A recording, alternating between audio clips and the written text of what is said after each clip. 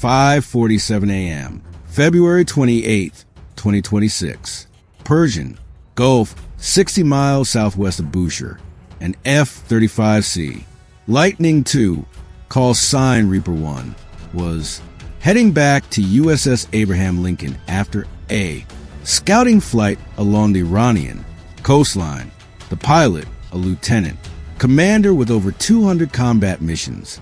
Notice his /ESQ 239 electronic warfare system picking up new contacts, 6 airborne targets, climbing from Tactical Fighter Base 6, outside Bushehr.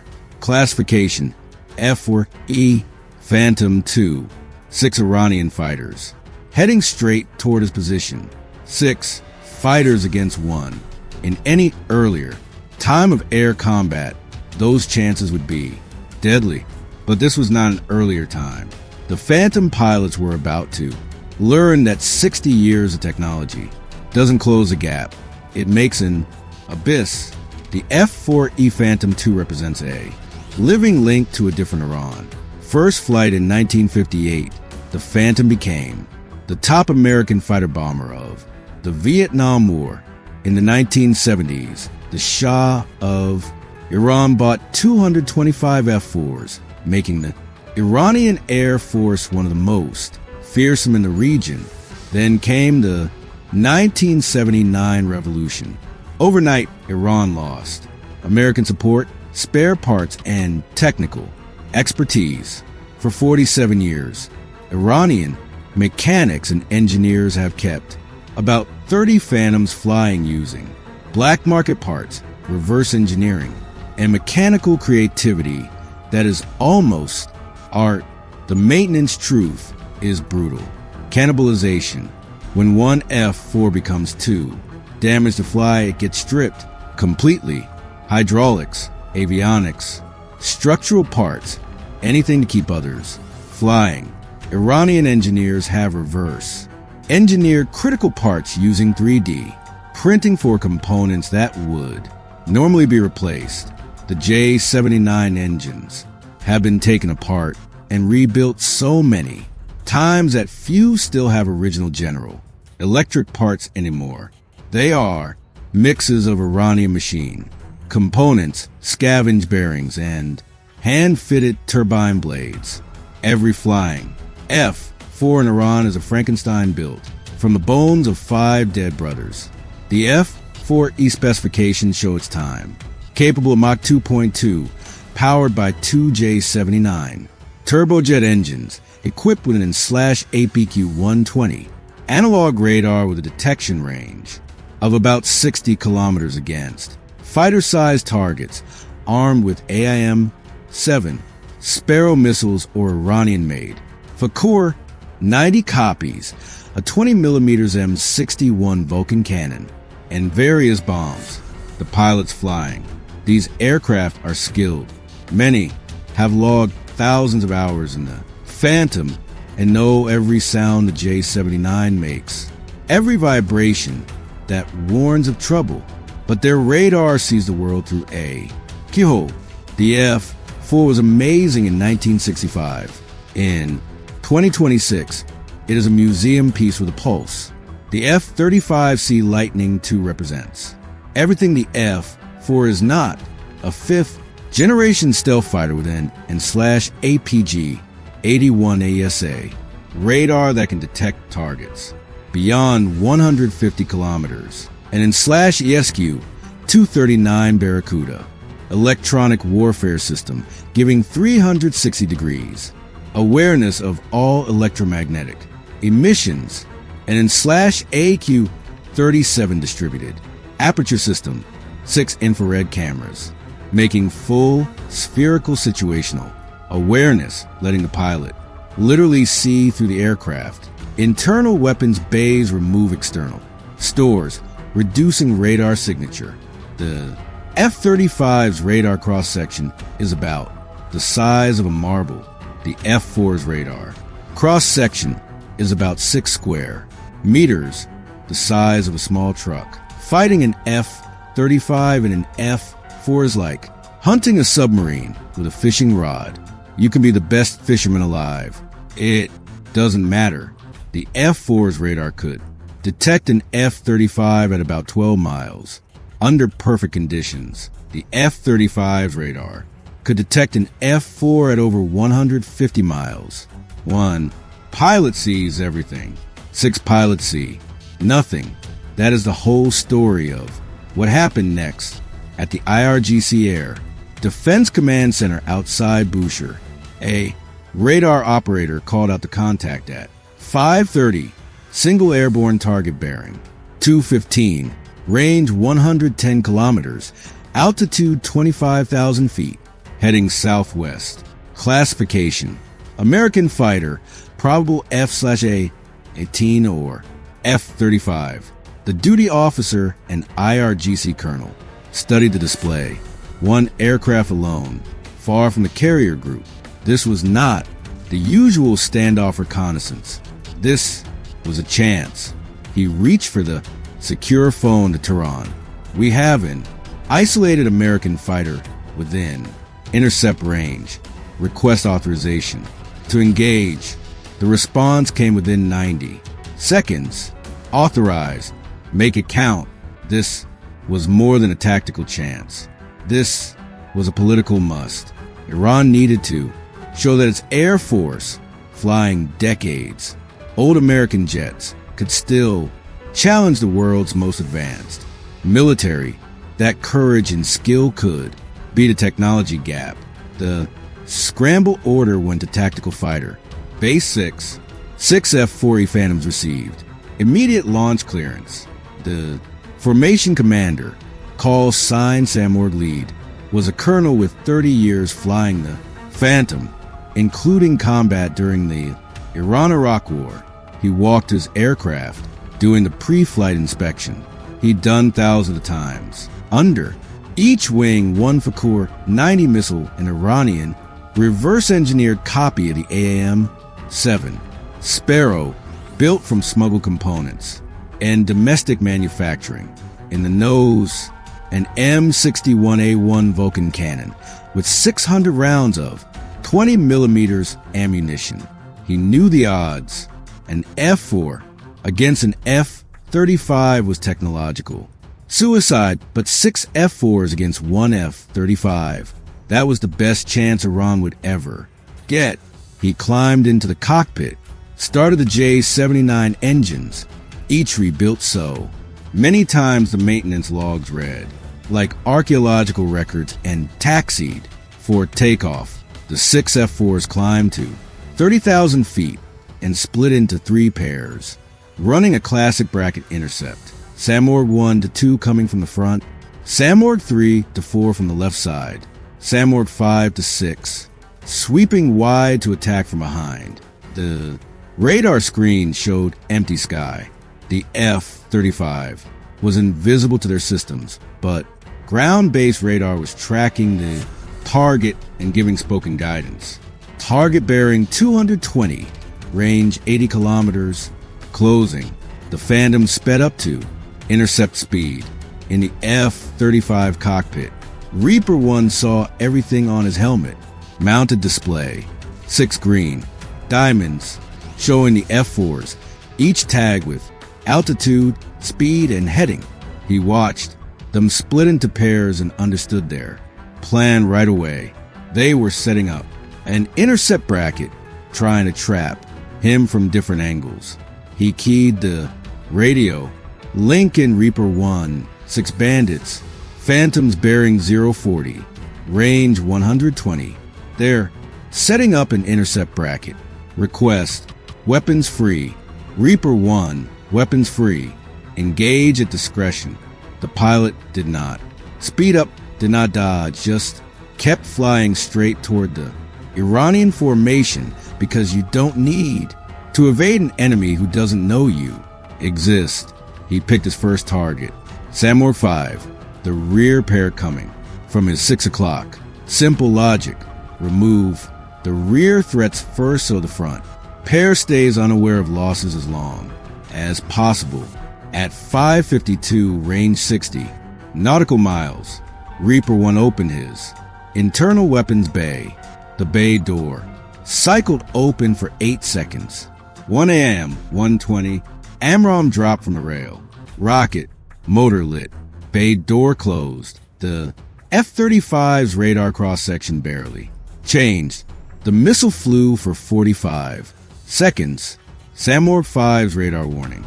Receiver, an ALR-46 system from the 1970s, detected nothing. The system was built to recognize older radar signals. Modern low probability of intercept radars like those on the AMRAAM are invisible to it. The missile hit SAMORG 5's right engine. The F-4 broke apart in a fireball of fuel and debris. SAMORG 6, flying 3,000 feet to the left, saw the blast through his canopy and yelled into the radio. SAMORG 5 is down. I don't see a shooter. Where is he? Fear hit the formation. 6 confident pilots running a practice intercept now face an invisible threat. At 5:53, SAMORG 6 broke formation, turning hard right while searching with his eyes for the attacker. His radar showed empty sky. The second AMRAAM was already in flight. It hit the left wing. The F-4 rolled upside down and went into a flat spin. SAMORG 6 ejected at 18,000 feet too.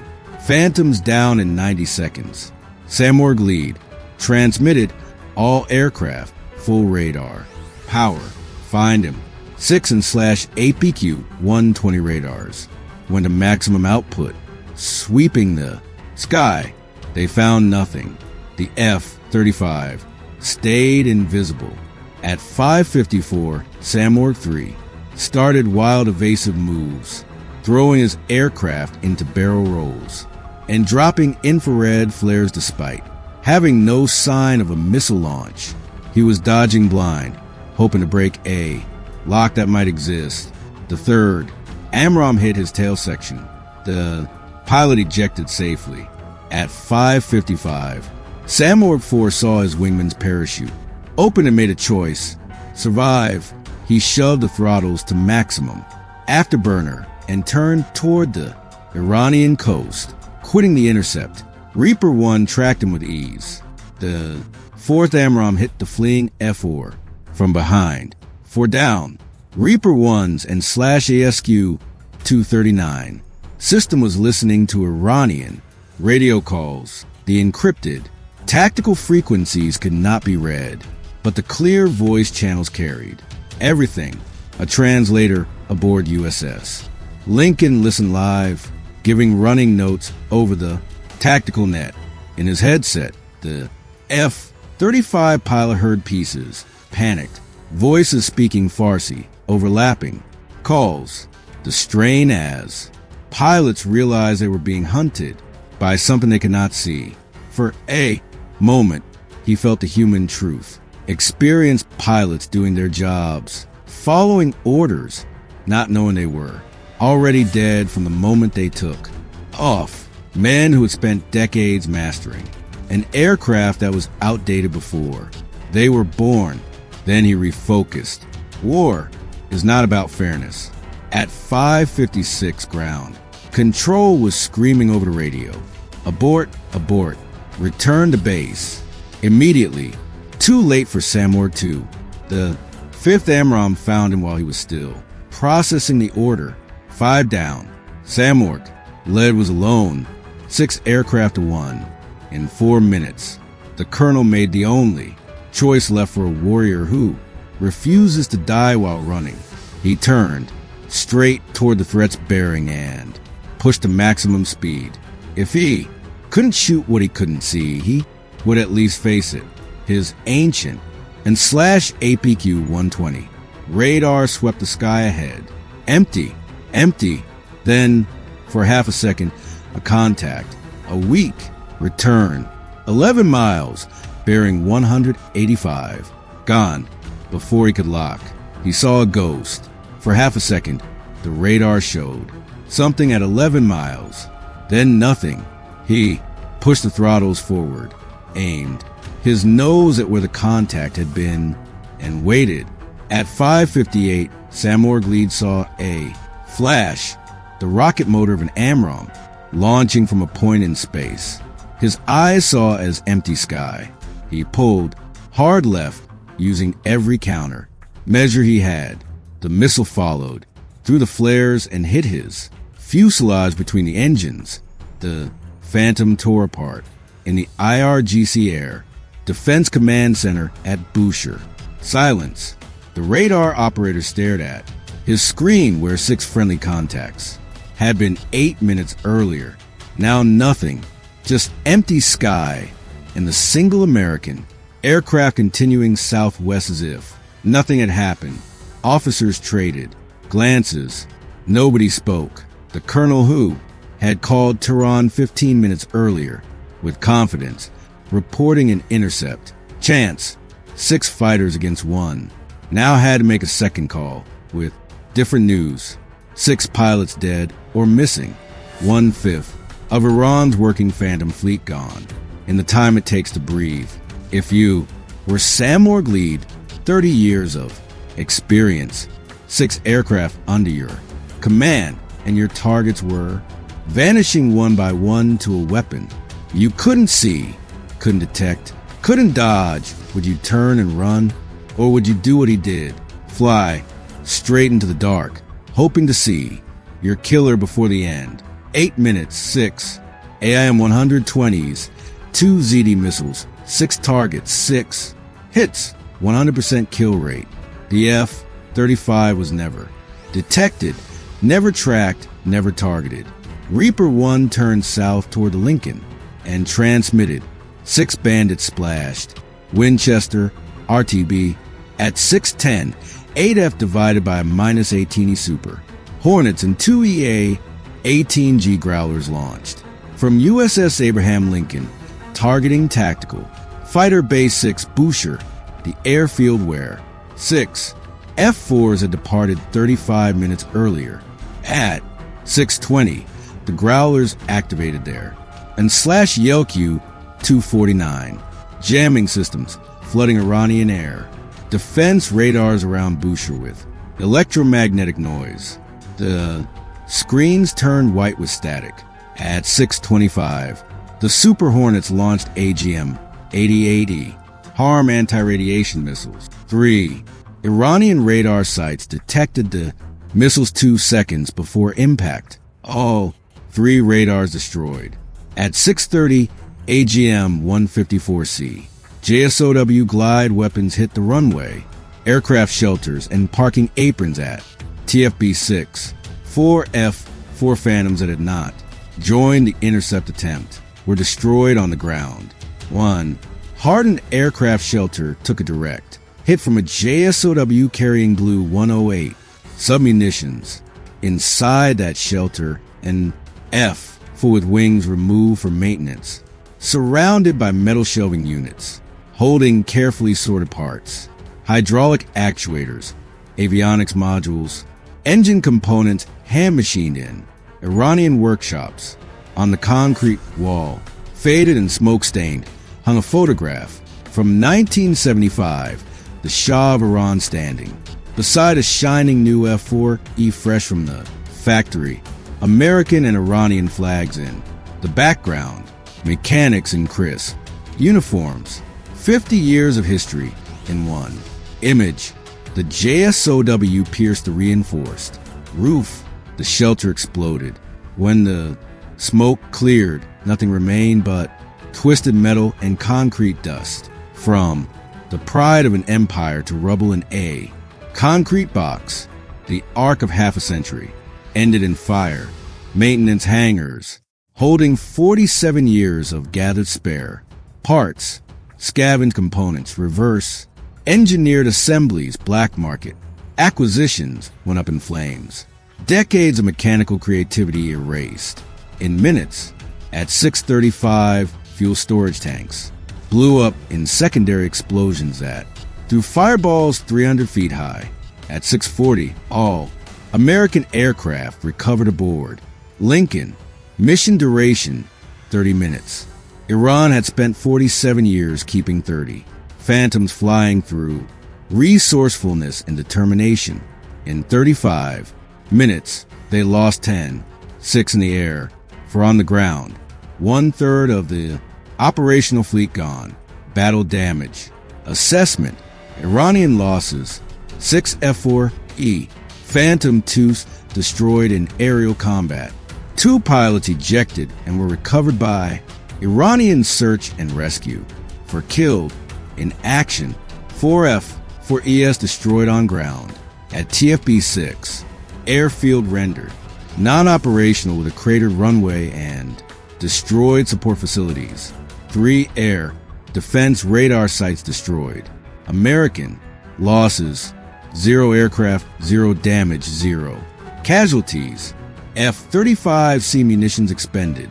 6 AM, 120D AMRAAM missiles. All 6 achieved kills. The F-35 was detected exactly once during the 8-minute engagement, a half-second radar. Return at 11 miles registered by SAMWORK. Leads and /APQ, 120 before the contact. Faded. That single brief detection was the only time an Iranian radar painted the aircraft. The economic difference is shocking. An F-35C costs about $100 million. The 6 F-4s destroyed in the air are basically worthless on the international market. Museum pieces kept flying by Bushehr. Yet that one expensive jet removed 1/3 of Iran's operational fighter inventory. In the time it takes to drink a cup of coffee, Iran sent 6 fighters to kill 1. They couldn't find it, couldn't track it, couldn't see it until missiles were already on the way. 6 skilled pilots and 6 proven aircraft against 1 pilot in 1 jet designed 60 years. Later, the fight lasted 8 minutes. The F-35 was never in danger, not for 1 second. Try to ambush a 5th-generation stealth fighter with 1960s technology and learn that some gaps cannot be closed by courage or skill, only by physics that did not exist when your aircraft was designed. While events are dramatized, the technological capabilities and combat performance described are the absolute reality of today's F-35 Lightning II. Type Ghost Killer in the comments and hit subscribe